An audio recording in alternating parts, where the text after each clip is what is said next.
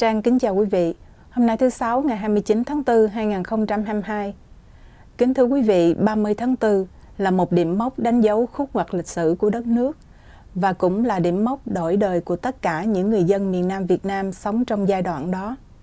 Nhân dịp 30 tháng 4 2022, chúng tôi kính mời quý vị cùng theo dõi một loạt phỏng vấn đặc biệt với ông Veith, tác giả quyển Tháng Tư Đen, để tìm hiểu thêm cái nhìn của một sử gia đã bỏ ra 20 năm để viết lại câu chuyện về hai nền Cộng Hòa của miền Nam Việt Nam. Trong quyển Tuốt Kiếm Phương Xa, tác phẩm mới nhất trong 4 tác phẩm viết về cuộc chiến Việt Nam của ông, sử gia Veith đã đưa ra nhiều dữ kiện mới về kinh tế, chính trị, xã hội của miền Nam chưa từng được nhắc tới, để làm sáng tỏ những nỗ lực đấu tranh và dân chủ ở miền Nam trong hai thập niên 60 và 70. Sau đây mời quý vị theo dõi phần 1, phỏng vấn đặc biệt với sử gia Veith do Phan Lê Dũng thực hiện.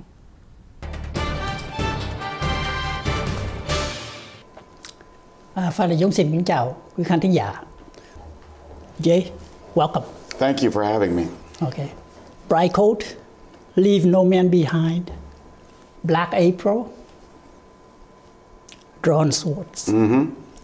Well, looking at all your 4 books, kind of curious, what's your thesis? Is there any relation between your PhD thesis and all these books? So the PhD thesis grew out of drawn swords because the Black April is all about the military operations and the last 2 years of the war, whereas Drawn Swords is really more of a political, economic, social history of South Vietnam. And it became very apparent to me early on that the attempt to build democracy in South Vietnam was a key component of the South Vietnamese government. And so that's what I based my thesis on, was trying to build democracy during war. How can you do it? Can you even do it? Okay.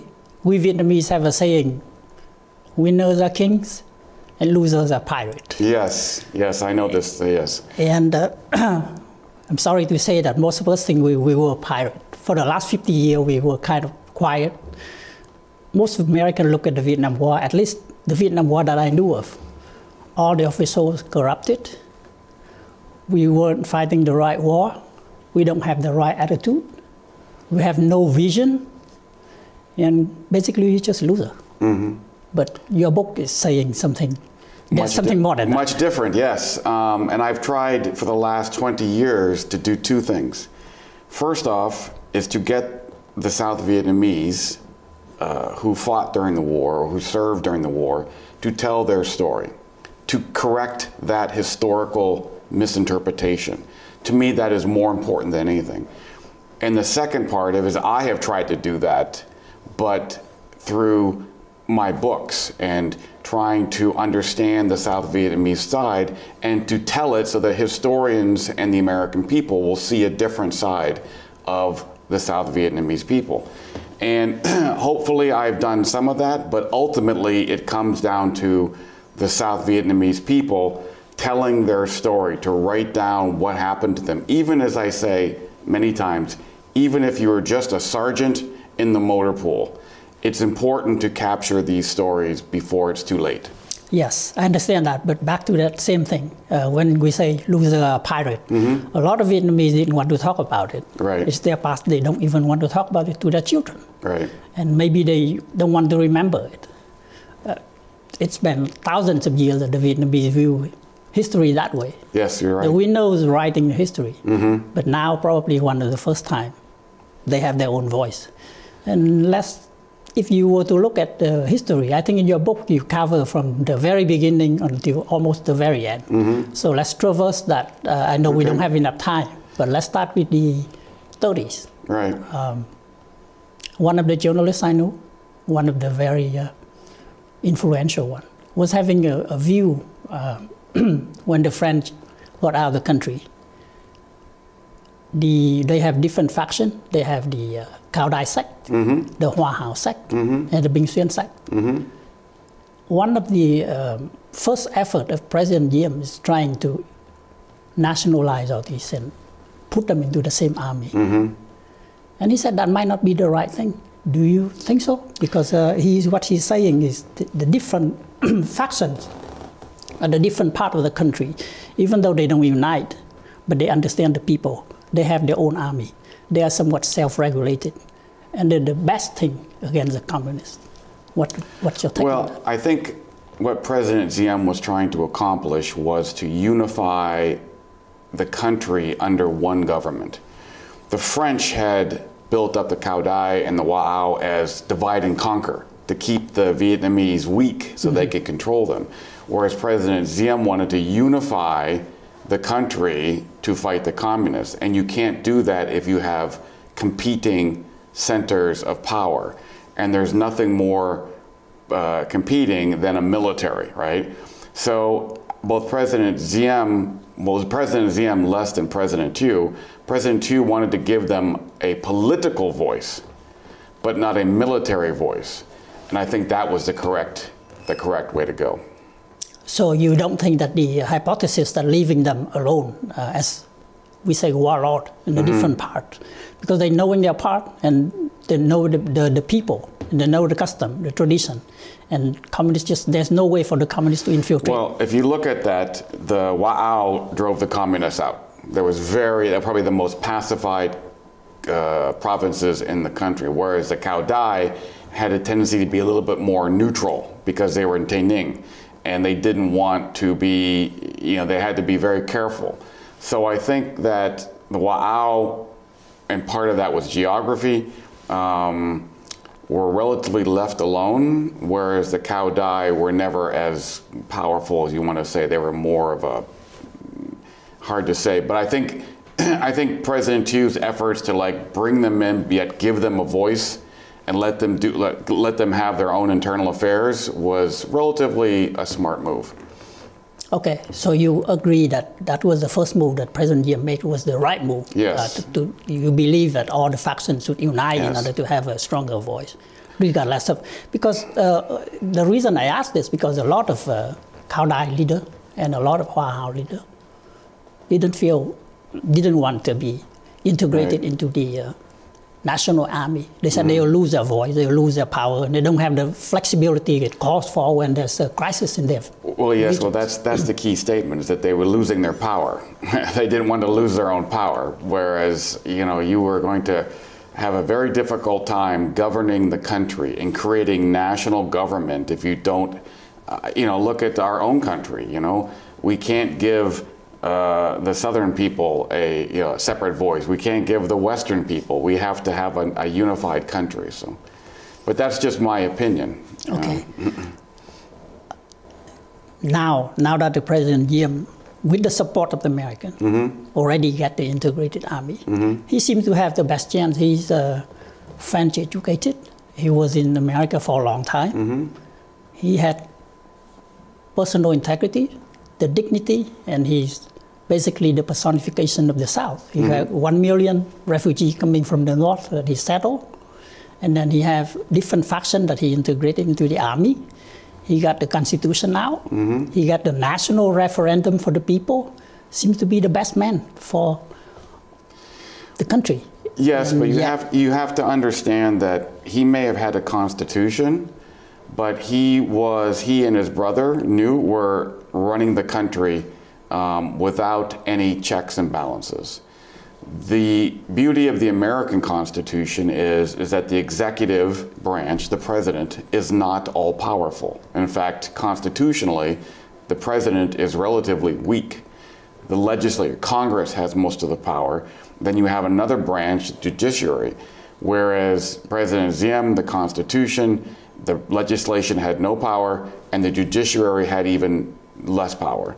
So he was running the country by himself, and that did not allow other political voices to be heard and to be a part of the country.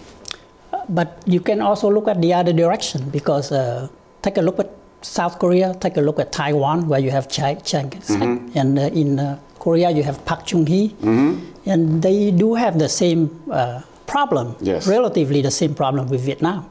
And they were successful. And even Singapore with Lee Kuan Yew is the same thing. And one might argue that yes, the constitution is there, but they still pretty much, behind there is the power there. But it's understandable for a country at war. You have asked the great question. What is the proper form of government when you are trying to build a country and trying to build a country at war? And this is the great question, because is it better to try to have a top-down system, or is it better to try to build from the bottom up? And this question is difficult to answer because there is cultural issues, there is development issues, and so both South Korea, Taiwan were destroyed. There were countries that were trying to build, and so initially, yes, it seemed like they built themselves up very quickly using this top-down model. But at what point in time do you have to switch from the top-down authoritarian model to a democratic model? And will the people who are in charge of the authoritarian model allow that switch? And so that was the question that was always never answered. And does that make sense? Yes. Kính thưa quý vị, chương trình VATV đến đây xin tạm ngưng. Chúng tôi sẽ trở lại sau phần thông báo và quảng cáo.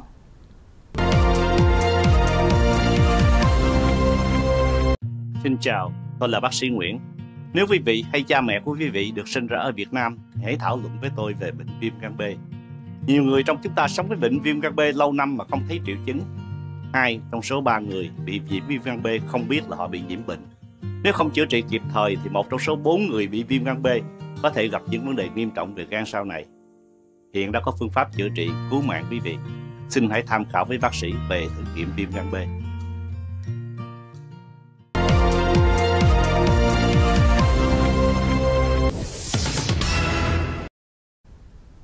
Cảm ơn quý vị vẫn giữ màn hình. Để tiếp tục, Thanh Trang kính mời quý vị theo dõi phần 2 phỏng vấn đặc biệt với sử gia George Veith do Phan Lê Dũng thực hiện. A lot of Vietnamese weren't satisfied with that answer because they still think, like I said, the personification of the South was in Diem, the dignity was there, the prestige, and compared to any other nationalist, he seems to be the best out there. Politically, he looks good, and one always remember the image of President Eisenhower waiting for him at the airport hours long before welcoming him. So you could not deny that. And then the North, even the communists was writing letter trying to communicate to him and recognize him as the South. So a lot of Vietnamese thinking like the assassination of President Diem was definitely a deadly move for the Vietnamese. Well, yes, but when you say many Vietnamese, you always have to remember that there was a smaller educated class in the cities, and then the vast majority of the population were people in the countryside. And so what happened was, how do you get the people in the countryside to understand and take control of their own destiny, right?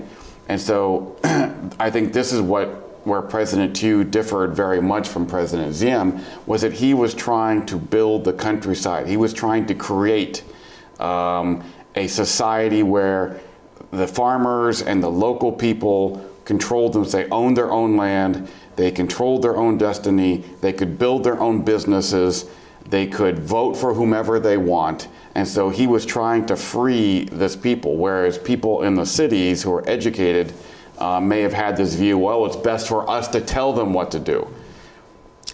Yes, but one also can argue from the other point of view, because Vietnam was an evolving country from feudalism into, and then just a transition period. Yes, well, see, that's my point, is that when is the transition period over?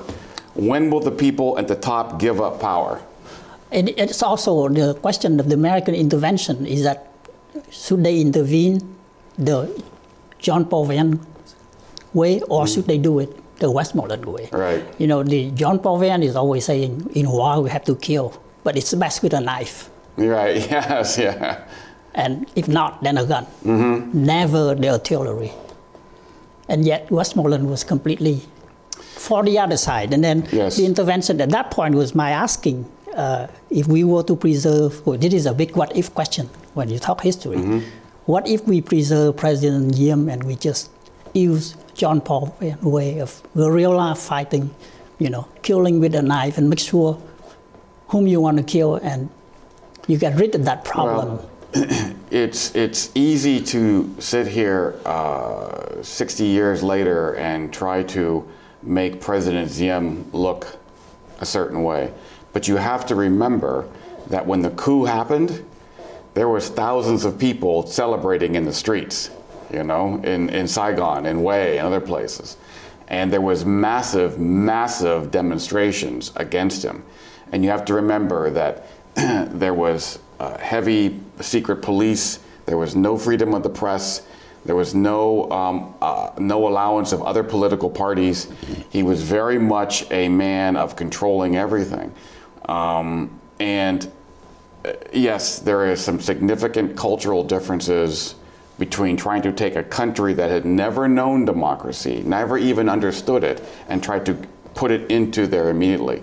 Your other question about the John Paul Van versus Westmoreland, yes, I think that that Westmoreland's attempt to introduce regular American combat units was a mistake, but it was also a necessity because fighting guerrillas is different than fighting a regular army.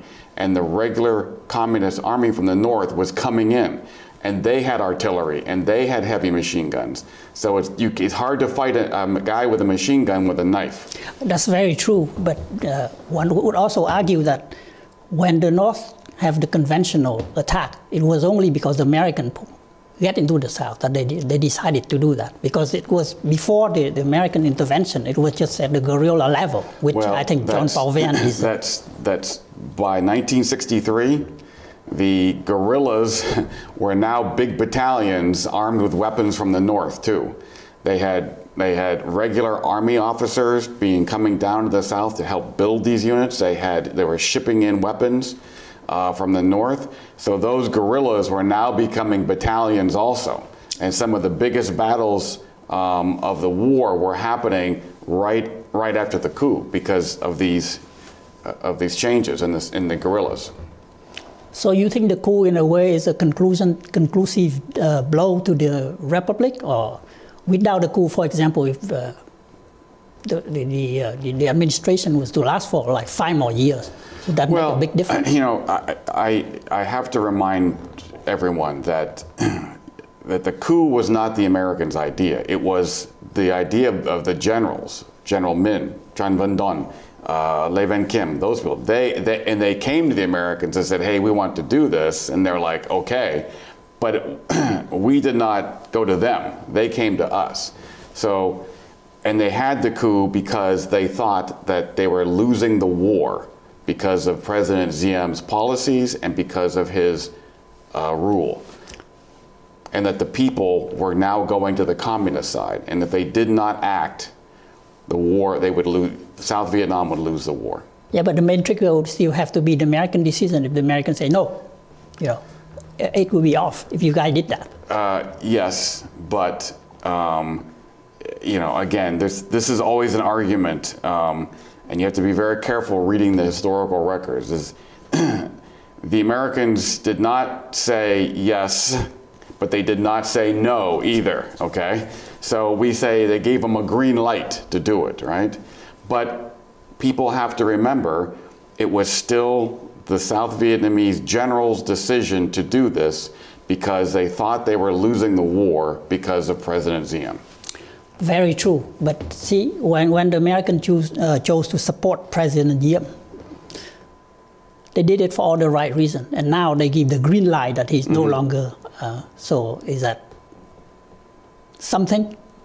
I don't know what you mean. If you support somebody in the beginning, giving them the resources, or the university students, I mean, you know, professors are coming there from Michigan University, building up the army, building up the political side, economically, whatever, and then right now you give a green light that it no longer work. Do you see something? And it would be really hard to say that they did not support the general. If you were saying that they weren't support and it is the Vietnamese, it's very hard to agree with that, I would say. We're going into an area that's increasingly uncomfortable for me. I don't know what you want me to say. I mean, it's we can argue about the historical record for hours. That's very right. I'm just giving you what the Vietnamese are thinking. Mm-hmm. Most of my questions are coming from the Vietnamese side. Okay. I mean, reading books and everything, but the Vietnamese always have their so-called conspiracy theory, or whatever you want. It's also in the United States, but these are really the thing that whenever we talk about it, it's just like getting to the same point. Right. Another time we sit down and finally it's still coming to the same point. The first republic fall, it was American. That's what their conclusion. What you were saying is the Vietnamese does have an active part, but the Vietnamese themselves don't believe that they have any active part at all, and they just... Well, that's completely wrong, and that's I guess that's a cultural thing and looking at it from different point of view. But if you look at all the American documents, it's always they came to us, sort of thing. And so I can't. It's hard for me to justify anything that happened all those years ago, but the broader issue of thinking that they have no influence, that always the Americans are controlling things behind the scenes, is the worst belief that the South Vietnamese have, because the Americans were always trying to help, and it was impossible. It's impossible for any people to control someone else. Kính thưa quý vị, chương trình VATV sáng nay đến đây là chấm dứt. Mời quý vị đón xem tiếp phần 3 phỏng vấn đặc biệt với sử gia George Veith do Phan Lê Dũng thực hiện vào thứ Bảy ngày 30 tháng 4 2022 và lúc 11 giờ sáng giờ Hoa Thịnh Đốn. Mọi liên lạc hay đóng góp ý kiến cho VATV xin email về vatvnews@gmail.com. Thanh Trang kính chào và hẹn gặp lại quý vị vào kỳ tới. Kính chúc quý vị một ngày an vui và hạnh phúc bên người thân và gia đình.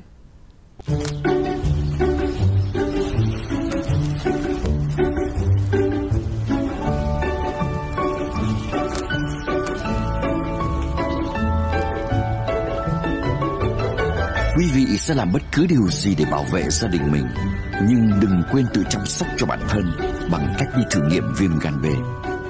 1 trong 12 người Á Châu bị bệnh viêm gan B và đa số nhiễm bệnh mà không hề biết. Nếu không chữa trị, viêm gan B có thể gây vấn đề nghiêm trọng cho gan, gồm cả ung thư gan. Nhưng chữa trị bệnh có thể cứu mạng sống của quý vị. Viêm gan B là loại virus lây trực tiếp qua máu nhiễm bệnh, không lây qua không khí. Viêm gan B không lây qua việc dùng chung vật dụng ăn uống và thức ăn với người mang bệnh. Thử nghiệm là cách duy nhất để biết quý vị có bị viêm gan B hay không. Hãy hỏi bác sĩ để được thử nghiệm viêm gan B. Yêu thương gia đình bắt đầu với việc chăm sóc cho bản thân.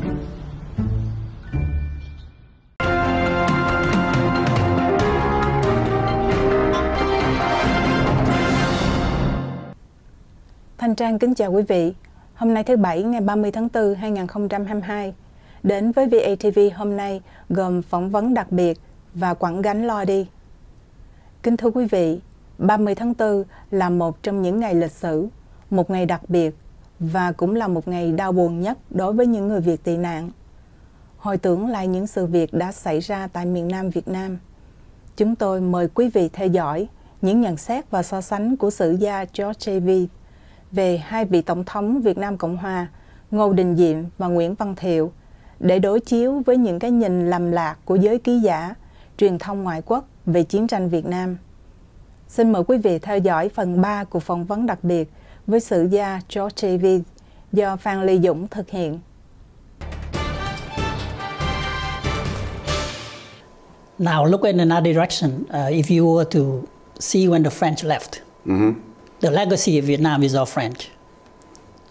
And then are the Vietnamese leader really bastard of the French and the Vietnamese? I mean, in a way, like President Thieu, President Diem, all of the Vietnamese officials, they have French education, yes. and they were so-called trained in order to serve the French. Mm-hmm.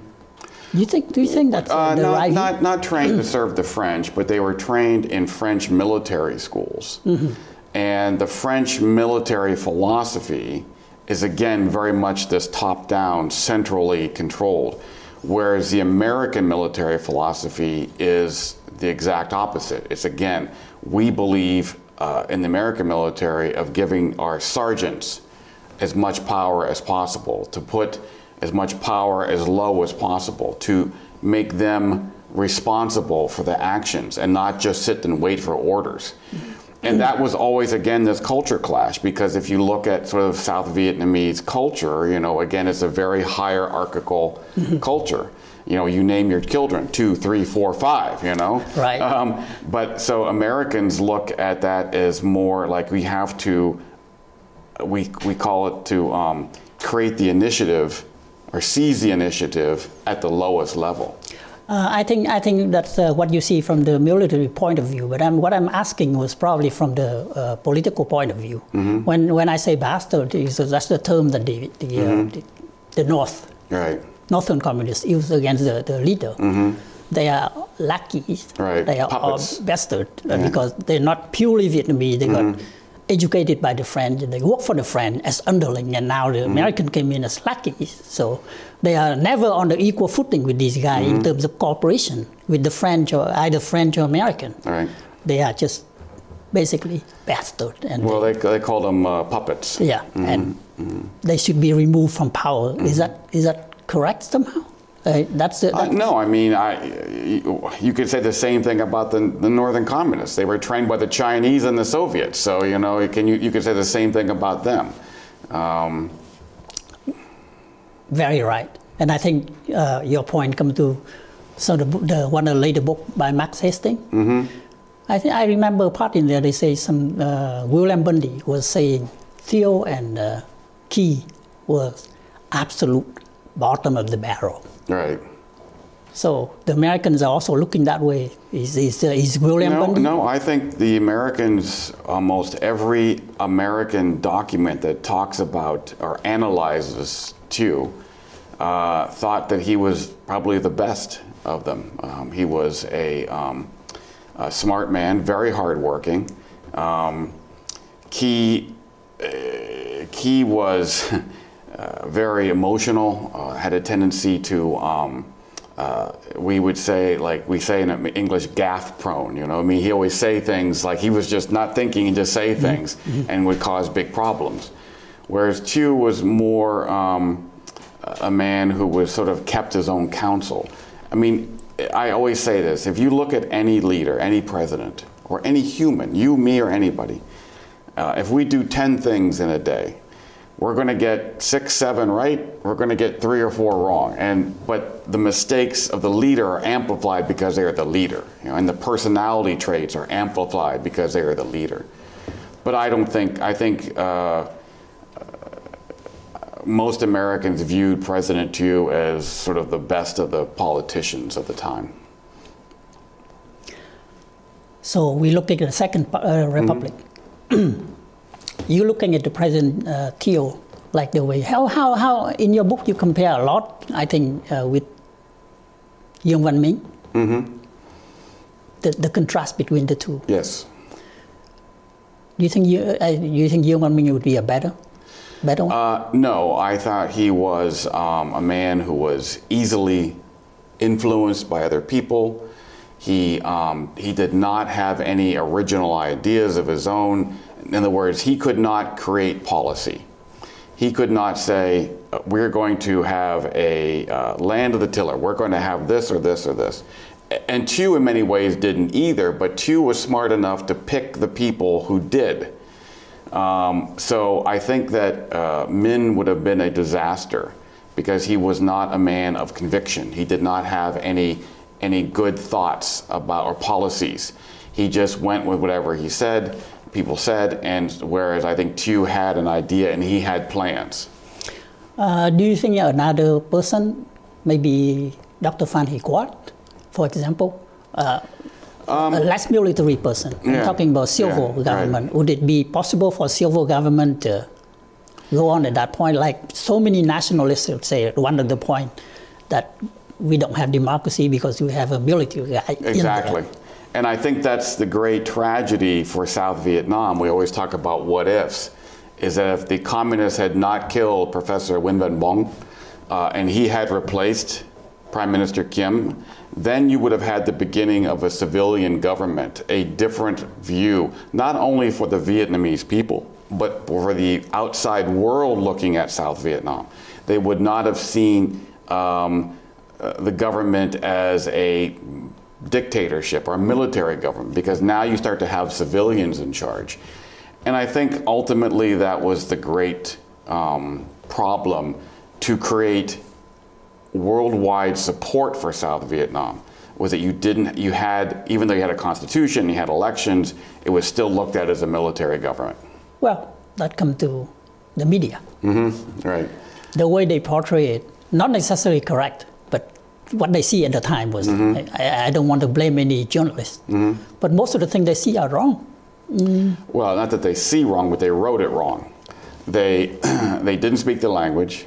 They rarely went outside into the countryside. They often had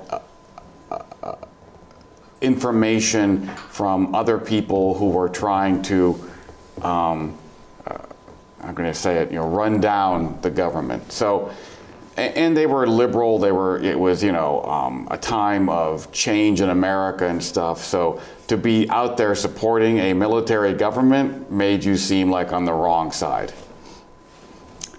Are you talking about the First Republic or the Second Republic? Second Republic, yes. Oh, both republics. Both republics, actually. So the journalists have a very dark view of the Vietnam as a country, South Vietnam as a country. And on the other hand, they don't know anything about the North because they never been there, yes. So would you say it would be better if none of them were existed? It would have done both of the republic a lot better. It would have been impossible to keep. Well, the South Vietnamese government could have said all you journalists gone, but that would have made things worse. Now they were like, oh, you're suppressing freedom of speech. So it's catch-22. Exactly, that's precisely correct. A catch-22, yes. So you don't think a lot of Vietnamese blame the journalists as well. Like my uncle, for example, he was a journalist, and he said, I hate David Oberstam. I hate New Xi'an. Right. They look down on the Vietnamese. Yes. They don't understand what the hell they're talking about. That's very true. And I think my uncle is, have a very typical view of the Vietnamese journalists, I would say. But on the other side, I think that one of the great mistakes was the inability of the South Vietnamamente to explain themselves to the world. Well, you've already mentioned that in your book, and I don't know how justifiable is that, because for a typical Vietnamese, with all the problems in their own country and with not enough knowledge around the world to advertise themselves, so that to be an impossible job. Well, they should have. What I'm saying is trying to explain. We are trying to build a country. We're trying to build a democracy, and at the same time, this totalitarian government from the north is trying to conquer us. And somehow that message never was spoken enough or talked about enough or explained enough to make everyone else understand it. We basically don't have a spokesman. That is very correct. That's a good way to put it, yes. We're not fluent in the language, we don't understand the culture, neither do we have the time to, we never have the education. How do you expect we do that? I'm saying to try. I'm not blaming you, I'm saying that we should have been a greater effort. Yeah, I remember that you wrote in the book, and I was asking myself, are you asking the guy, the guy without any dime to go into a restaurant and buy a good meal and get a good seat on the restaurant? It was just impossible. Your point is well made.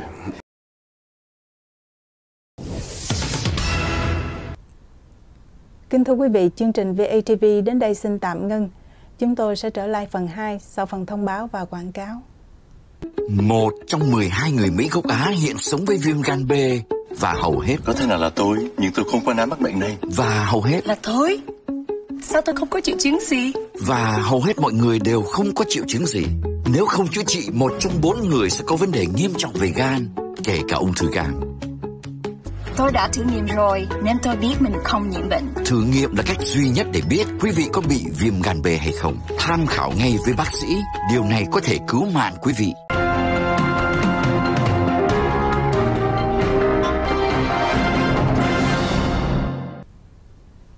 Thanh Trang kính chào quý vị. Hôm nay Chủ nhật ngày 1 tháng 5 2022. Kính thưa quý vị, qua lời nhận định cá nhân của sử gia Veith trong phần 3 thì gần như tất cả các tài liệu viết phân tích về Tổng thống Nguyễn Văn Thiệu đều viết rằng ông có lẽ là nhân vật xuất sắc nhất trong số những lãnh đạo tại miền Nam Việt Nam. Và đa số người Mỹ đều cho rằng ông Thiệu là một chính khách xuất sắc nhất trong giai đoạn ông cầm quyền. Mời quý vị tiếp tục theo dõi những nhận xét của sử gia Veith về những nhân vật chính trị trong thời đệ nhị Cộng Hòa qua những sự việc xảy ra tại miền Nam Việt Nam vào lúc đó. Mời quý vị theo dõi phần 4 phỏng vấn đặc biệt với sử gia Veith do Phan Lê Dũng thực hiện sau đây.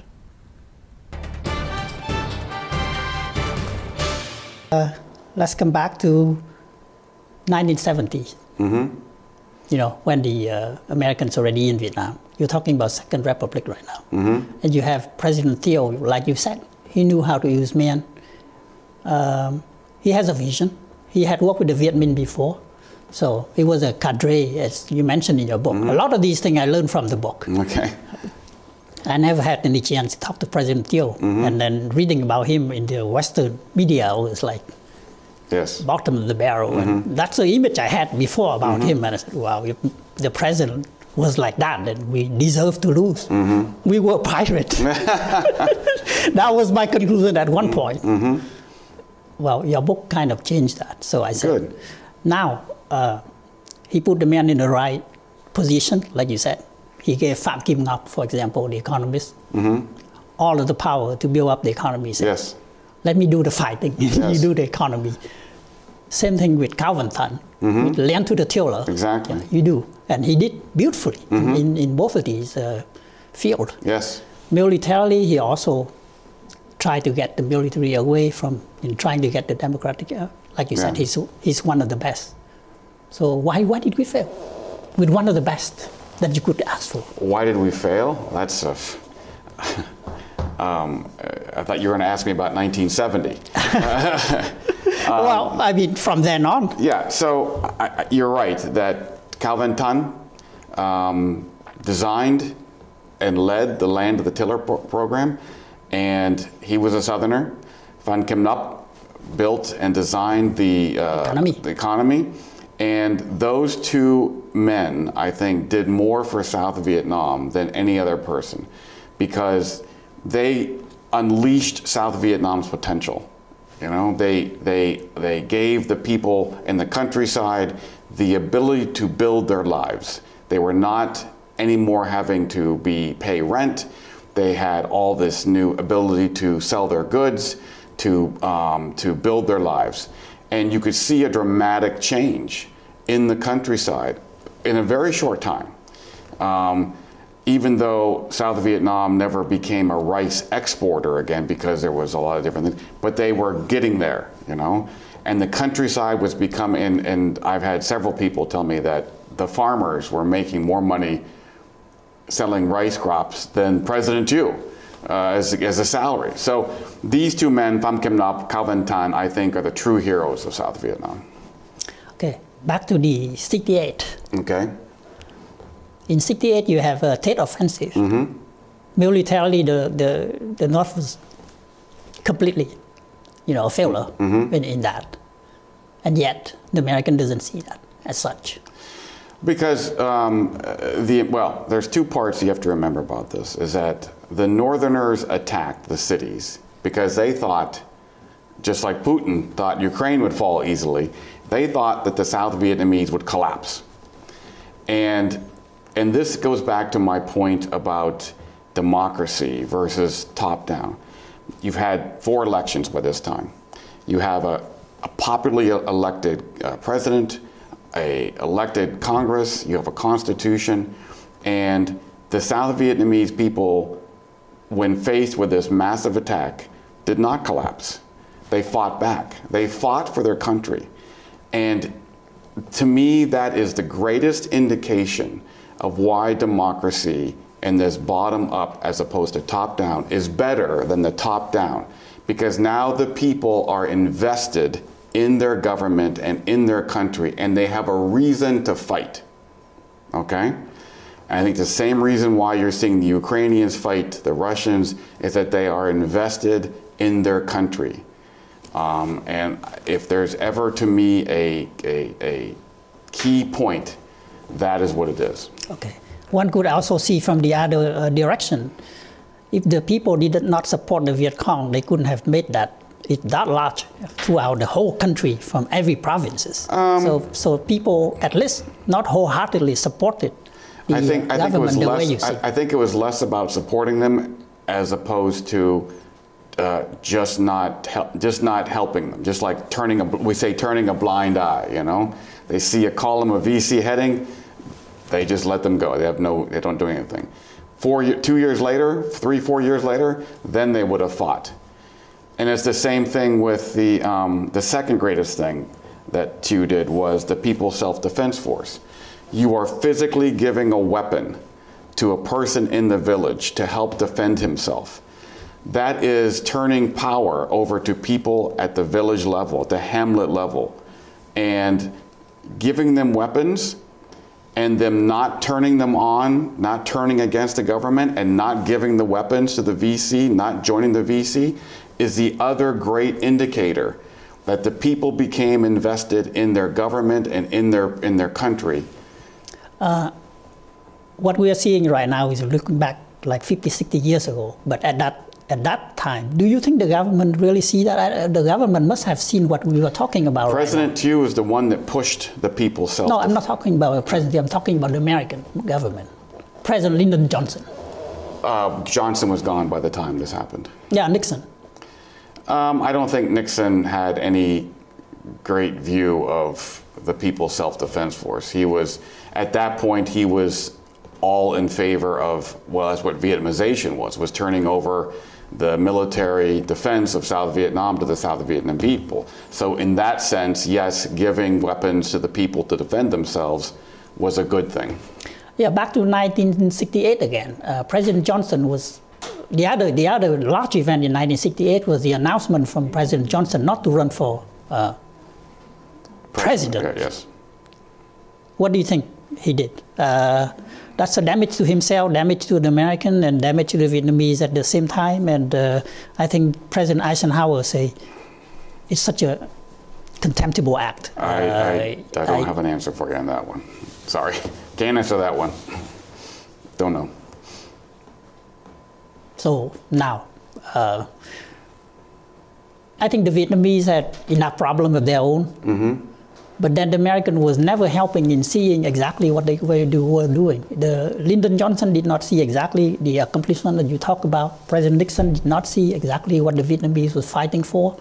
So we weren't helping them in any way. And well, I think that's not true at all. Who do you think was paying for the economy and the land? It's not just the military part that we were supporting. It's the financial part. South Vietnam did not have a tax structure that could support its budget. In fact, that's what NOP was trying to accomplish. He was trying to wean South Vietnam off of American aid, because ultimately that was what's causing the South Vietnamese budget could not support its own military.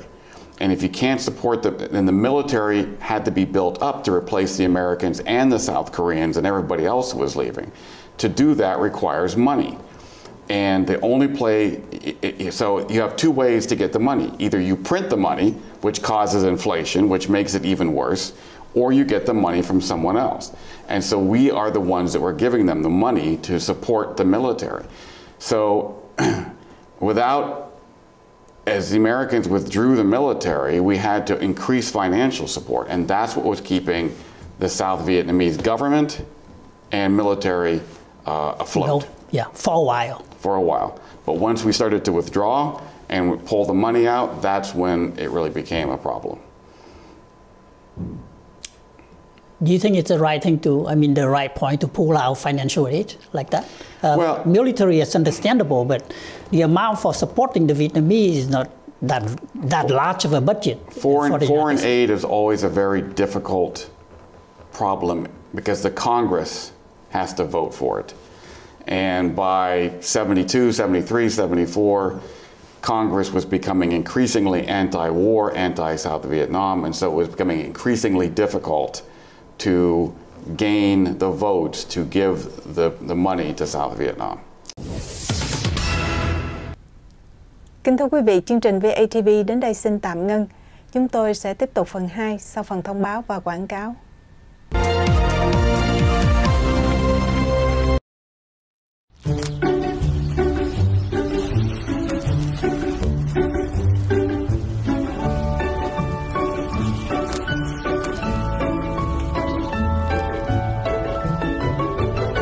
Quý vị sẽ làm bất cứ điều gì để bảo vệ gia đình mình, nhưng đừng quên tự chăm sóc cho bản thân bằng cách đi thử nghiệm viêm gan B. 1 trong 12 người Á Châu bị bệnh viêm gan B và đa số nhiễm bệnh mà không hề biết. Nếu không chữa trị, viêm gan B có thể gây vấn đề nghiêm trọng cho gan, gồm cả ung thư gan. Nhưng chữa trị bệnh có thể cứu mạng sống của quý vị. Viêm gan B là loại virus lây trực tiếp qua máu nhiễm bệnh, không lây qua không khí. Viêm gan B không lây qua việc dùng chung vật dụng ăn uống và thức ăn với người mang bệnh. Thử nghiệm là cách duy nhất để biết quý vị có bị viêm gan B hay không. Hãy hỏi bác sĩ để được thử nghiệm viêm gan B. Yêu thương gia đình bắt đầu với việc chăm sóc cho bản thân. Sách mới The Kings and Queen of Vietnam hay Các vua và hoàng hậu Việt Nam do bác sĩ Nguyễn Túy Nga và bác sĩ Nguyễn Thanh Long đã dày công nghiên cứu. Là một cuốn sách nhỏ viết về những nhân vật quan trọng, những anh hùng, những biến chuyển thần kỳ hay những chuyện tình đẫm lệ trong lịch sử Việt Nam. Phần đầu sách được bác sĩ Nghĩa Võ dịch sang Anh ngữ. Phần 2 Việt ngữ có cùng một nội dung. Sách dày 151 trang, chữ in dễ đọc cho mọi lứa tuổi, có hình ảnh đính kèm phụ chú. Mục đích của cuốn sách là làm nổi bật một nền văn hóa sử độc đáo của dân tộc Việt Nam. Sách hiện được bán trên Amazon với giá 4 đồng 99. Quyển sách nhỏ rất có giá trị và hữu ích cho thế hệ tiếp nối người Việt. Ghi chú, Prime của Amazon sẽ được miễn tiền cước phí. Cảm ơn quý vị vẫn giữ màn hình. Để tiếp tục chương trình, Thanh Trang kính mời quý vị theo dõi phần 5 và cũng là phần cuối của phỏng vấn đặc biệt với sử gia George Veith do Phan Lê Dũng thực hiện sau đây. Để hiểu thêm những toan tính riêng của Trung Cộng, một đồng minh thân cận của Bắc Việt đã tặng cho Bắc Việt 16 chữ vàng: láng giềng hữu nghị, hợp tác toàn diện, ổn định lâu dài, hướng tới tương lai. So was it actually the American failure? Looking from that, because the American people or American leader could not convince themselves that the South Vietnam was worth it?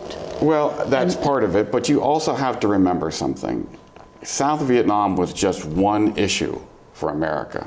We are a global power, right?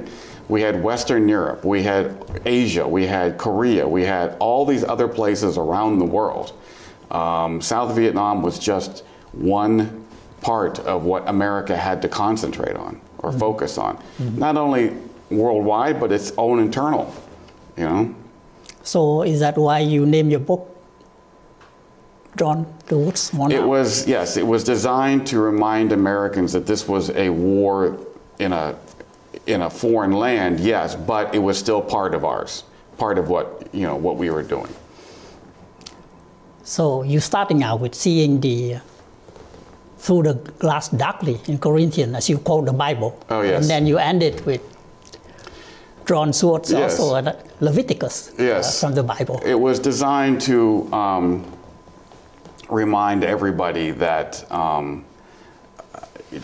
that there are decisions have consequences, and so I have had South Vietnamese people, you should never have come. Well, if we've never come, you'd have been communist by 54. So anyways, these are all very difficult questions to answer. Okay, Jay, I think for one book, especially your book, probably take us a year to discuss because each part or each chapter of the book, there's a lot of issues that I never mentioned because we simply don't have enough time. You're talking about factionalism between the people, you get religious fracture, you get all the thing that you think, but the final overriding factor come back again. If a high school student come to ask you, why did we lose in Vietnam, what's your answer? You got take a look at both of the republic. You got the best man for the first republic, you got the best man for the second republic, best man at the best two historical time, and yet you lost both of it. I think that South Vietnam was a very difficult country to militarily defend. And because the North could keep the pressure up, and South Vietnam was in the defensive positions, ultimately it was just too difficult to defend against an outside invader who was determined to conquer the country no matter how many losses they took. But I think that if we had managed to hang on for 5 more years, I think that there would have been a new generation of leadership, the economy would have righted itself, and I think that South Vietnam would have been doing a better job of being able to defend itself. There was a new generation of leadership, military leadership and civilian leadership that was right at the edge of taking over. And it's unfortunate that we did not see that. Yeah, exactly. That brings us back to the final chapter. You're talking about Van Nuxam's plan. And Nguyen Xuân Phong and all that mission that carried with him that nobody ever heard of, about the Chinese trying to support the South Vietnamese. Tell us more about that. Well, I heard this story many years ago, and I have had many people tell me yes. So basically what happened was the Chinese were trying to prevent a unified Vietnam under communist control that was allied with Russia. And now you would have the Russians on their northern border and a hostile Vietnam on their southern border, and they're surrounded. So they're trying to prevent this. So what they were saying is, we want a neutral South Vietnam, right, under the NLF, the PR, you know, the communists, and we will support them, and that way there's not a hostile Vietnam on our southern borders. And so they were offering to support, not two, well, somewhat of two, but more of a neutralized South Vietnam under General Minh that would be not aligned with the Americans, but not aligned with North Vietnam either. And they offered to support this, and they even offered at the very end to put in troops to support this. And this plan didn't come up until the very end. Do you think it's unwise of Minh not to accept that? It was too late at that point. By the time he got there and heard the plan, it was the North Vietnamese troops were already entering the city. It was too late. So, understanding your book from the beginning until the end, for a student, what do you expect from him? What do you expect the book to do to him? I think it's ultimately a lesson on how to try and build a country at war, and the successes and failures, what worked and what didn't work. And so I hope that people will read the book and understand not so much to blame the Americans or blame the South Vietnamese, but to see what worked and what didn't work. And so if people other countries try to do this, they can look at this as a sort of a blueprint, if you will, of how to do things the best way. Well, that's how history is supposed to be. You always look in the past. Supposed to learn from history, yes. You expect to learn a lot from it and revisit a bit. For us Vietnamese, it's very painful to go back and look at it, and it's a philosophy inside to see it from the Vietnamese point of view. At least for my generation, or at least for me personally, at least reading all the American books before provided the American view. But reading your book is surprisingly giving a Vietnamese view. I tried to capture the South Vietnamese voice. We weren't that bad. And you were actually pretty good. We lost, but it was a good match. It was a good game. And we have nothing to be ashamed of. Seems to be. That's exactly correct. And that's why I said at the very beginning, I was trying to show the South Vietnamese from their perspective, to show all the good things that they did. Because if you're going to talk about the bad things, you have to be balanced. You have to say both sides of the equation, right? So that is what I tried to accomplish, to tell the South Vietnamese story the best I could. Thank you very much. And if you look back at the book right now, if you were to rewrite it, if you modify, you expand on some part, or is there anything that you plan to do? I don't think there's anything I would change. So you're pretty much very satisfied? I'm satisfied. Yeah, I think I did the best. It's a huge book, so you can only tell the story. It wasn't that huge to me. I took time to enjoy it, but it wasn't that huge to me. Yeah. Anything in the future that would modify that book, or you pretty much leave it for the way it is for some time? I would like to get more documents from the South Vietnamese archives, but that's a much more difficult thing. Okay, Chi. Thank you very much. Thank you. Thank you. Kính thưa quý vị, chương trình VATV hôm nay đến đây là chấm dứt. Mọi liên lạc hay đóng góp ý kiến cho VATV, xin email về vatvnews@gmail.com. Thanh Trang kính chào và hẹn gặp lại quý vị vào kỳ tới. Kính chúc quý vị có một cuối tuần an vui và hạnh phúc bên người thân và gia đình.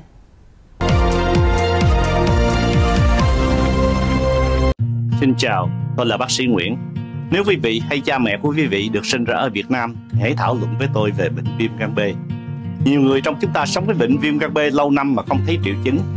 2 trong số 3 người bị nhiễm viêm gan B không biết là họ bị nhiễm bệnh. Nếu không chữa trị kịp thời thì 1 trong số 4 người bị viêm gan B có thể gặp những vấn đề nghiêm trọng về gan sau này. Hiện đã có phương pháp chữa trị cứu mạng quý vị. Xin hãy tham khảo với bác sĩ về thử nghiệm viêm gan B.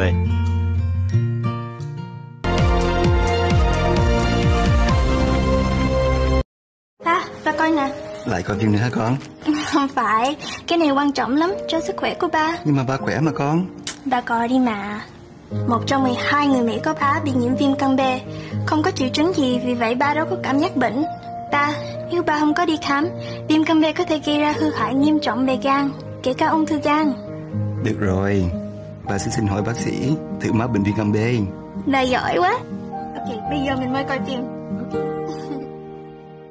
Kính thưa quý đồng đạo và quý đồng hương, để có nơi thờ phượng Đức Chí Tôn tại vùng Hoa Thịnh Đốn, tại khu đất 2.2 mẫu, địa chỉ 15400 Lee Highway, Centralville, Virginia, kính mong quý ân nhân hãy cùng Cao Đài Foundation thực hiện ước mơ xây dựng thánh thất đầu tiên tại vùng Hoa Thịnh Đốn được thành công. Để biết thêm chi tiết, xin email caodaifoundation@gmail.com.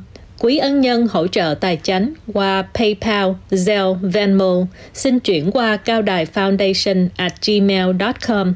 Ngân phiếu xin gửi về Cao Đài Foundation, 6329 Arlington Boulevard, Suite B, Fort Church, Virginia 22044. Mọi đóng góp sẽ được miễn thuế. Cầu xin Đức Chí Tôn, Phật Mẫu và các đấng thiêng liêng ban hồng đức đến quý đồng hương và đồng đạo. Thay mặt Cao Đài Foundation, hiện tại Phan Văn Ba, đạo hữu Võ Thành Nhân.